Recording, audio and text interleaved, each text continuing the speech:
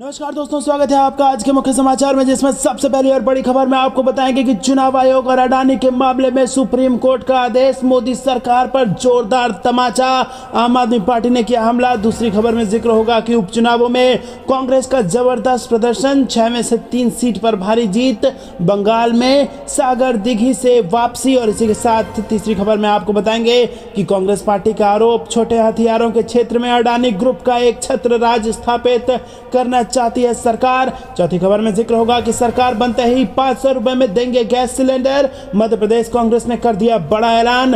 और पांचवी खबर में जिक्र होगा मौसम का, बर्फबारी से बदला मौसम का मिजाज, 5 राज्यों में 5 दिनों तक बारिश के आसार। वेदर अपडेट्स आपको बताएंगे दोस्तों, हर एक खबर की गहराई में ले जाएंगे। लेकिन उससे पहले अगर आपको भी ऐसा लगता है कि 2024 में बदल रही है सरकार, तो वीडियो को लाइक, चैनल को सब्सक्राइब और बेल आइकन दबाकर कमेंट में लिखिए जय हिंद। दोस्तों रुक करते हैं सबसे पहली और बड़ी खबर की तरफ। चुनाव आयोग और अडानी के मामलों में सुप्रीम कोर्ट का आदेश, मोदी सरकार पर जोरदार तमाचा, आम आदमी पार्टी ने किया हमला। जी हां दोस्तों, आपको बता दें कि दिल्ली के कथित शराब घोटाले में सीबीआई की कार्रवाई से बुरी तरह चोट खाई आम आदमी पार्टी केंद्र सरकार पर हमलावर है। और आम आदमी पार्टी और बीजेपी के बीच जारी सियासी तकरार के दौरान सुप्रीम कोर्ट ने एक बड़ा फैसला दिया है। शेयर बाजार के विभिन्न नियामकीय पहलुओं के साथ अडानी समूह की कंपनी के शेयर में गिरावट की जांच के लिए शीर्ष अदालत के पूर्व न्यायाधीश एएम सप्रे की अगुवाई में एक कमेटी बनाने का आदेश जारी कर दिया है। और यह समिति 2 महीने के भीतर सीलबंद लिफाफे में अपनी रिपोर्ट सर्वोच्च अदालत को सौंपेगी। सर्वोच्च अदालत का यह आदेश आते ही आम आदमी पार्टी ने केंद्र सरकार पर जबरदस्त तरीके से हमला बोल दिया है। आम आदमी पार्टी ने बृहस्पतिवार को प्रेस कॉन्फ्रेंस कर केंद्र सरकार पर हमला बोला और कहा कि अडानी ग्रुप के शेयरों में गिरावट समेत शेयर बाजार के विभिन्न की छानबीन के लिए सुप्रीम कोर्ट की ओर से समिति गठित करने का आदेश मोदी सरकार पर जोरदार तमाचा है। वहीं दोस्तों आपको बता दें कि दिल्ली के मुख्यमंत्री केजरीवाल ने केंद्र सरकार पर हमला बोलते हुए कहा कि निर्वाचन आयोग और अडानी दोनों मुद्दों पर माननीय सर्वोच्च न्यायालय के आदेश सही मायने में एक ऐतिहासिक कदम है और हम दोनों आदेशों का तहे दिल से स्वागत करते हैं। दोस्तों रुक करते हैं अगली ब्रेकिंग न्यूज की तरफ। उपचुनाव में कांग्रेस का जबरदस्त प्रदर्शन, कुल 6 में से 3 सीट पर भारी जीत, बंगाल में सागर दिघी से वापसी। जी हां दोस्तों, आपको बता दें कि पूर्वोत्तर भारत के त्रिपुरा, मेघालय और नागालैंड में हुए विधानसभा चुनाव की मतगणना के साथ 5 राज्यों की 6 विधानसभा सीट पर हुए उपचुनाव के मतों की भी गिनती हुई। और इन नतीजों में कांग्रेस ने जबरदस्त प्रदर्शन किया, जबकि बीजेपी को बड़ा झटका लगा है। विधानसभा उपचुनाव में महाराष्ट्र की कसबा पैठ और चिंचवाड़, पश्चिम बंगाल की सागर दिघी, झारखंड की रामगढ़ और तमिलनाडु की ईस्ट इरोड, अरुणाचल प्रदेश की लुमला सीट पर उपचुनाव हुआ था। और इन 5 राज्यों की 6 सीटों में से कांग्रेस ने 3 पर बड़ी जीत दर्ज की है, जबकि बीजेपी केवल 1 सीट जीत सकी और 1 पर आगे है, जिसमें भी अरुणाचल प्रदेश की लुमला सीट की किसी और के नहीं खड़ा होने से उसे निर्विरोध जीत मिली है। रुक करते हैं अगली ब्रेकिंग न्यूज की तरफ। कांग्रेस का बड़ा आरोप, छोटे हथियारों के क्षेत्र में अडानी ग्रुप का एक छत्र राज स्थापित करना चाहती है सरकार। जी हां दोस्तों कांग्रेस ने गुरुवार को आरोप लगाया कि केंद्र सरकार अडानी ग्रुप की पूरी मदद कर रही है ताकि वो छोटे हथियारों के क्षेत्र में एक छत्र राज स्थापित कर सके। कांग्रेस के महासचिव जयराम रमेश ने कांग्रेस की हम अडानी के हैं कौन प्रश्न श्रृंखला के तहत पिछले कई दिनों की तरह आज भी प्रधानमंत्री नरेंद्र मोदी से कुछ सवाल किए और कहा कि 2018 में भारतीय सेना ने उपयोग के लिए पुरानी हो चुकी सब मशीन गन को बदलने के लिए संयुक्त अरब अमीरात स्थित कराकाल इंटरनेशनल की ओर से बनाए गए CAR 816 close quarter battle carbine का चयन किया। उन्होंने दावा किया कि 10 फरवरी 2021 को सेना ने एक बार फिर इसी मात्रा में कार्बाइन खरीदने का अनुरोध पत्र अडानी डिफेंस सहित अन्य वेंडरों को जारी किया। तो दोस्तों यहाँ पर एक बड़े कथित घोटाले की तरफ इशारा किया गया है और छोटे हथियारों के क्षेत्र में अडानी ग्रुप का एक छत्र राज्य स्थापित करना चाहती है सरकार, यह आरोप कांग्रेस ने लगाया है। रुक करते हैं ब्रेकिंग न्यूज की तरफ। सरकार बनते ही 500 रुपए में देंगे गैस सिलेंडर, MP कांग्रेस ने कर दिया है बड़ा ऐलान। जी हां दोस्तों, गैस वितरण कंपनियों ने घरेलू रसोई गैस सिलेंडर के रेट 50 रुपए बढ़ा दिए हैं। ऐसे में मध्य प्रदेश के सभी शहरों में सिलेंडर की कीमत 1100 रुपये के पार हो गई है। राजधानी भोपाल में 1108 रुपये 50 पैसे में एक सिलेंडर मिलेगा, इंदौर में 1131 रुपये, और इसे लेकर अब राजनीति शुरू हो गई है। बजट पेश होने के दौरान हंगामा हो चुका है और अब कांग्रेस ने इसे लेकर बीजेपी को चारों तरफ से घेरने की कोशिश की है और महंगाई की हद पार हो चुकी है। इसके लिए कांग्रेस ने बीजेपी को घेरा है। कांग्रेस ने प्रदेश की जनता से वादा कर दिया है कि उनकी सरकार बनने के बाद 500 रुपये में सिलेंडर दिया जाएगा। मध्य प्रदेश के सभी शहरों में 1000 रुपये से ऊपर सिलेंडरों की कीमत हो गई है और प्रदेश में सबसे महंगा सिलेंडर मुरैना, भिंड और ग्वालियर में मिलेगा।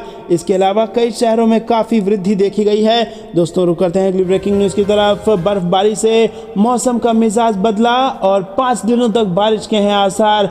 वेदर अपडेट्स आपको बता दें दोस्तों कि जम्मू कश्मीर, हिमाचल प्रदेश समेत अन्य पहाड़ी राज्यों में ताज़ा बर्फबारी का असर मैदान में दिखाई पड़ रहा है। दिल्ली एनसीआर में बुधवार का बूंदाबांदी हुई और मौसम विभाग के मुताबिक गुरुवार को कुछ इलाकों में बादल छाए रहेंगे। इसके अलावा न्यूनतम तापमान में भी कमी आने की संभावना है। मौसम विभाग द्वारा देर रात जारी अपडेट्स के मुताबिक पश्चिम बंगाल और असम के कुछ इलाकों में बारिश हो सकती है।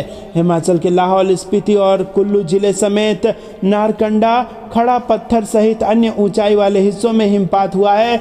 लाहौल घाटी ने फिर से बर्फ की चादर ओढ़ ली है।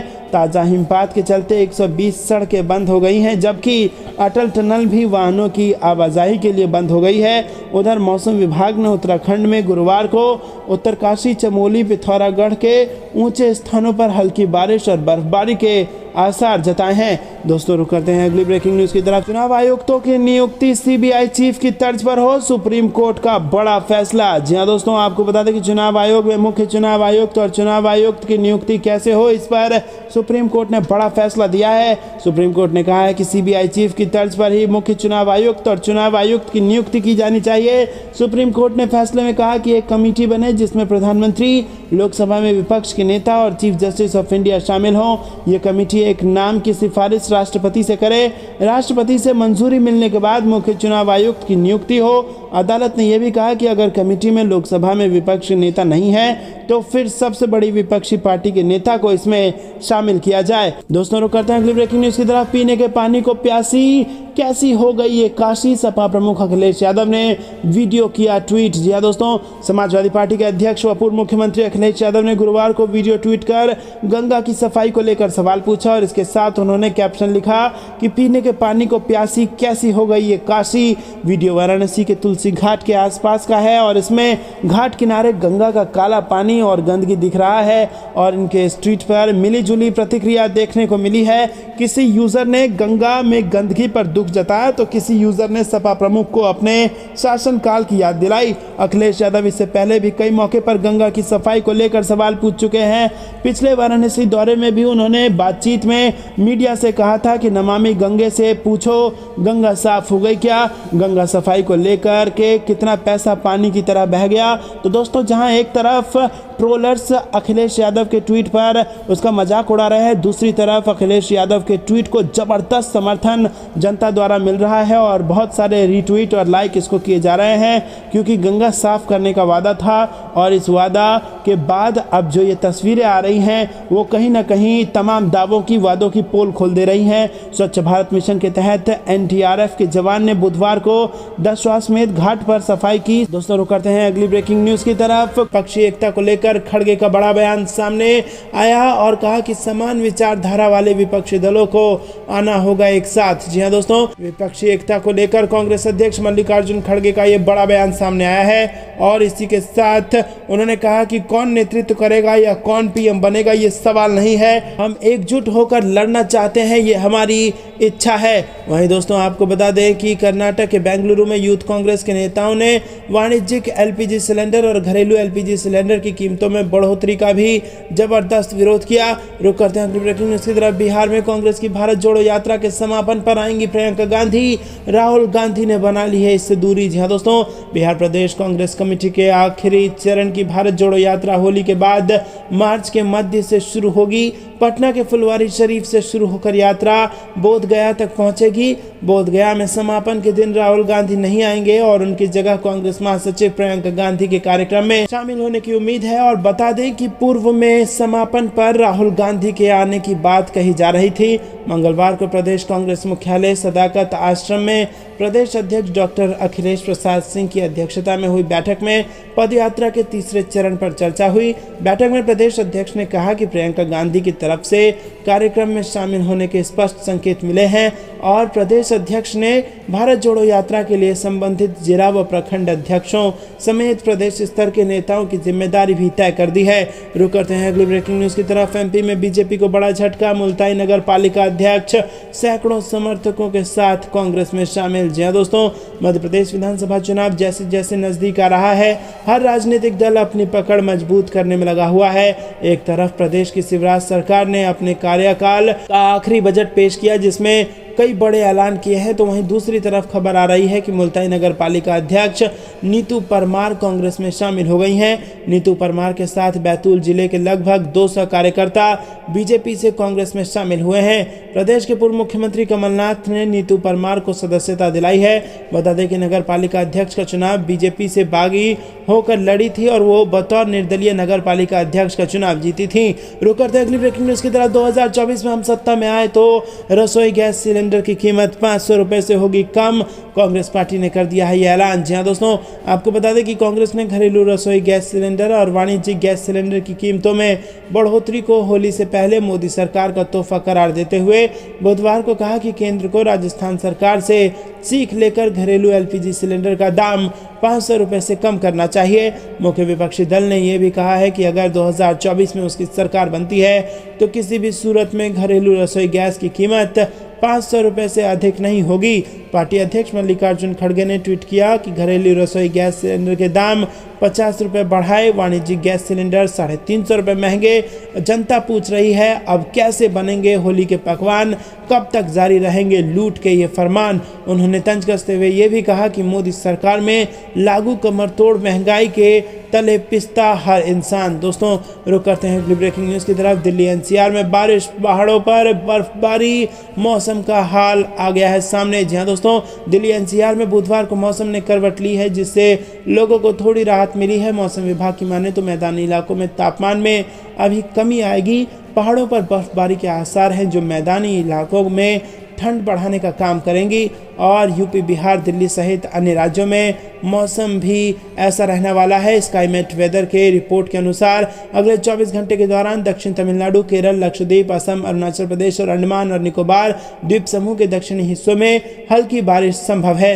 रुक करते हैं अगली ब्रेकिंग न्यूज की तरफ। अदानी ग्रुप को बचाने के लिए एलआईसी और एसबीआई को निवेश करने का किसने दिया आदेश? जी हां दोस्तों, आपको बता दें कि कांग्रेस के पूर्व अध्यक्ष राहुल गांधी ने बुधवार को आरोप लगाया कि अडानी ग्रुप को बचाने के लिए भारतीय स्टेट बैंक और रिजर्व बैंक ऑफ इंडिया को जबरदस्ती निवेश करवाया गया और आम लोगों की बचत को खतरे में डाल दिया गया। उन्होंने ये सवाल भी किया कि क्या भारतीय जीवन बीमा निगम यानी कि एलआईसी और आरबीआई को उद्योगपति गौतम अडानी के ग्रुप में निवेश का आदेश दिया गया था और यह आदेश किसने दिया था?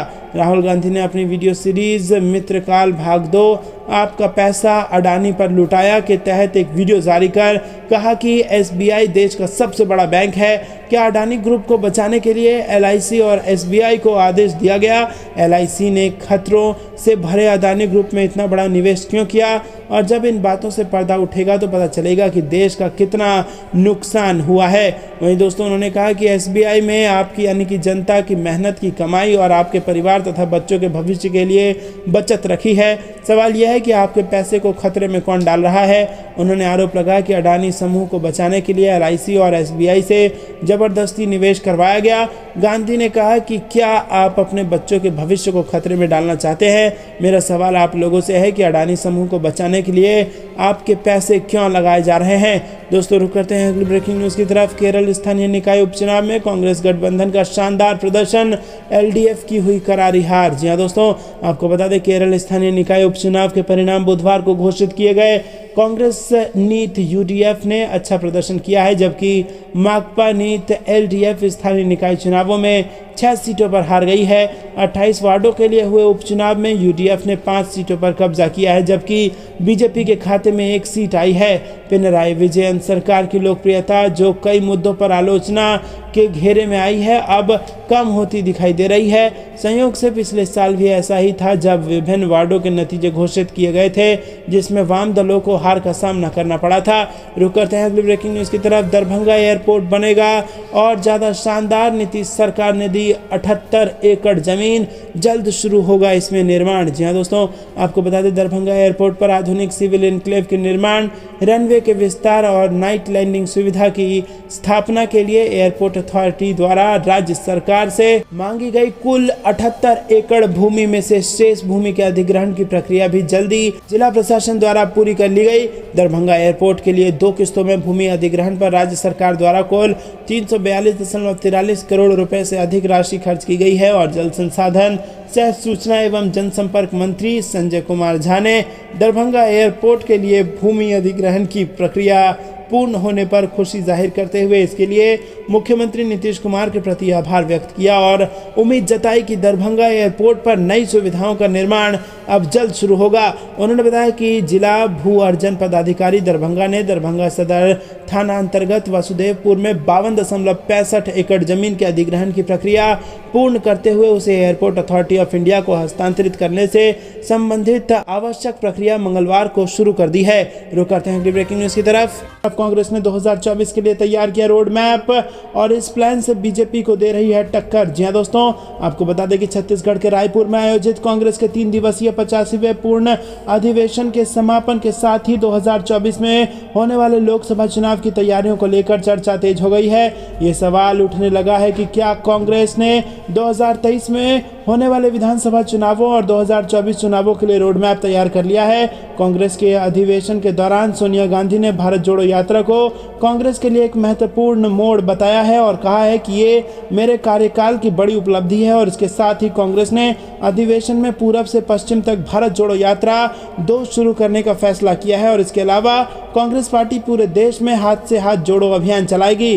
कांग्रेस पार्टी ने सभी स्तरों पर SC, ST, OBC, अल्पसंख्यक महिलाएं और 50 साल से कम उम्र के नेताओं को 50% प्रतिनिधित्व दिए जाने का फैसला किया है। कांग्रेस के इस फैसले ने सबका ध्यान अपनी ओर खींचा है। पार्टी अध्यक्ष मल्लिकार्जुन खड़गे ने भी इसे ऐतिहासिक फैसला बताया और कहा है कि आने वाले चुनावों में पार्टी को इसका फायदा मिलेगा। दोस्तों, रुक करते हैं अगली ब्रेकिंग न्यूज़ की तरफ, जो कि मध्य प्रदेश से आ रही है। विकास यात्रा में शिवराज सरकार की किरकिरी, कमलनाथ ने बताया इसे मनोरंजन। जी हाँ दोस्तों, मध्य प्रदेश की शिवराज सरकार की विकास यात्रा संगठन और सरकार के लिए आंखें खोलने वाली साबित हुई है। 20 दिन चली इस यात्रा का बीजेपी संगठन और सरकार को गांव-गांव तक पहुंचाना था, लेकिन गांव में पहुंचने पर कई जगह भारी विरोध हुआ। एक आंकड़े के मुताबिक 20 से ज्यादा बीजेपी के विधायकों को मतदाताओं का विरोध झेलना पड़ा और कांग्रेस नेता और पूर्व मुख्यमंत्री कमलनाथ ने इसे मनोरंजन यात्रा बताया। वहीं बीजेपी के प्रदेश अध्यक्ष BD शर्मा इस यात्रा के परिणाम से खुश हैं और दावा कर रहे हैं कि इससे मिला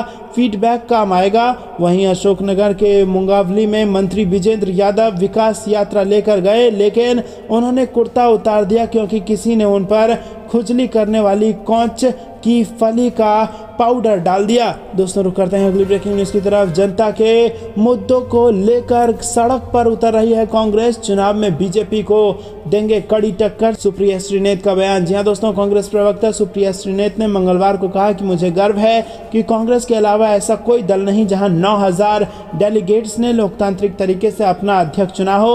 उन्होंने कहा कि लोकतंत्र को जीवित रखने के लिए जीता जागता और प्रखर विपक्ष बहुत जरूरी होता है। कांग्रेस लगातार ये जिम्मेदारी निभा रही है। ब्लॉक अध्यक्ष से पार्टी अध्यक्ष बने, हमें दलित शोषण वर्ग को प्रधानता दी और कोई अन्य पार्टी श्रेय नहीं ले सकती। दोस्तों, आपको बता दें कि कांग्रेस नेता ने कहा कि पार्टी ने फैसला किया है कि वो इस साल होने वाले विधानसभा चुनावों और अगले साल होने वाले लोकसभा चुनाव में बीजेपी को कड़ी टक्कर देगी। पार्टी ने दावा किया कि इसने 2019 के लोकसभा चुनाव के बाद 3 बड़े कदम उठाए हैं। दोस्तों, रुक करते हैं अगली ब्रेकिंग न्यूज़ की तरफ। तू तड़क पर अखिलेश यादव ने दिया CM योगी को जवाब, कहा पिता के बारे में कोई कुछ नहीं कहेगा। जी हाँ दोस्तों, आपको बता दें कि यूपी विधानसभा बजट सत्र में पिछले दिनों CM योगी आदित्यनाथ और नेता प्रतिपक्ष अखिलेश यादव के बीच जबरदस्त गहमा गहमी हो गई थी, जिसके बाद नौबत तू तड़ाक तक पहुंच गई और CM योगी ने उनके पिता मुलायम सिंह यादव तक का जिक्र कर दिया था, जिस पर अब सपा अध्यक्ष ने पलटवार किया है। बजट पर चर्चा के दौरान अखिलेश यादव ने कहा कि नेता सदन ने अगर किसी के पिता के बारे में कहा है तो दूसरा भी बोलेगा, लेकिन नेताजी ने मुझे ऐसी शिक्षा नहीं दी है। अखिलेश यादव ने कहा कि अगर आप चाहते हैं कि ये परंपराएं चलें तो आपको भी उन्हें मानना होगा, लेकिन आपने कई रीति रिवाजों का पालन नहीं किया। नेता सदन ने जो कुछ बोला वो फ्लोर पर नहीं आना चाहिए। किसी के पिता के बारे में कुछ कहेगा तो दूसरा भी कहेगा। अगर आप परंपरा की बात कहेंगे तो आपने भी कई रीति रिवाज नहीं माने हैं, लेकिन हम उस पर चर्चा करना नहीं चाहते क्योंकि नेताजी ने हमें ऐसी शिक्षा नहीं दी है।